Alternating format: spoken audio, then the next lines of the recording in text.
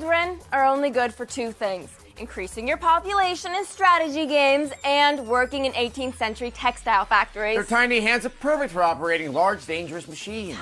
But now that draconian child labor laws have turned this corner of humanity into useless layabouts, they have a lot of time for platformers. So here's our review of Over the Hedge. It's summer, and that means movies for kids with voice acting by actors who were big in the 90s. And like the greedy greediness that is the movie video game conglomerate that has taken over the world, it only leads to the video game tie-in. Wow, it's like the best party ever, only the theme is mayhem. And this review. This time, it's Over the Hedge. Yes, Over the Hedge, the most biggest current feel-good comedy laugh-out-loud hit for children in hours. This year's Over the Hedge is last year's Madagascar, is last year's Ice Age, is last year's Constantine, is last year's, and so on, and so on, and so on, and so on.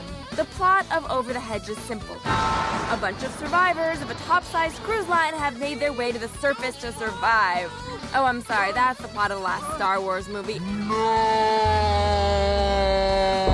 I don't know, I only review video games. And watch Star Trek 2.0. That show is the bomb. Catch it every night at 11 p.m. here on G4. Anywho, 7-year-olds and man-children like Sessler will tell you that the characters here are a bunch of rabid, evil, smelly lower species that join forces to run riot through this passively wonderful suburban mythology. These creatures sneak into these humans' homes and destroy them like a Philip Seymour Hoffman hotel room. The only things in their way are the exterminator and other woodland creatures like the gopher. Do you know what a gopher can do to a golf course? This, of course, leads to woodland creature fighting woodland creature.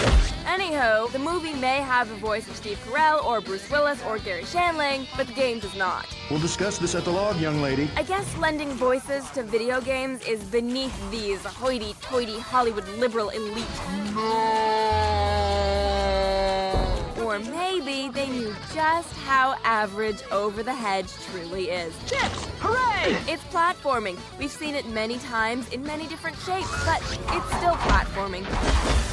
Over the Hedge could not be any simpler. Okay, guys, this couldn't be any simpler. Over the Hedge is a summer diversion. Nothing more, nothing less. It's like listening to a Kelly Clarkson song. You like it at first, but quickly forget it once it's over. Then you move on. That's Over the Hedge, my friends. That's our cue to get this show on the road. We give Over the Hedge 3 CGI movies blend into each other after a while. No! Out of 5.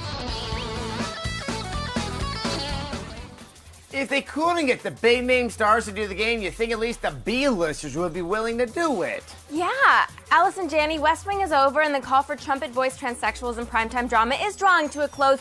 Would it kill you to do a freaking video game? You know, she was really good in 10 Things I Hate About You. Yeah, I like her too.